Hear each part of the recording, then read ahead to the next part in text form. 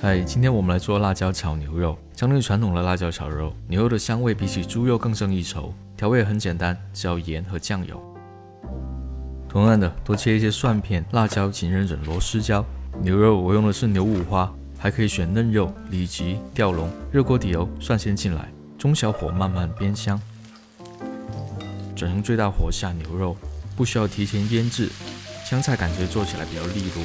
过程中撒少许盐做底味，炒到断生取出备用。不起锅，剩下的油炒辣椒，同样加一些盐给底味，辣椒也更加容易上色。锅铲往下压，增加接触面积，直到变软起虎皮。牛肉大转回锅，生抽调味，老抽是帮助上色，不加也可以。翻炒均匀，取锅装盘。新的总结：如果你用的牛肉偏瘦，它在锅里的时间要缩短，顺序调整为先下牛肉，后下蒜片，其他的不变。特别喜欢吃辣的，加一点小米椒，最后有手就会。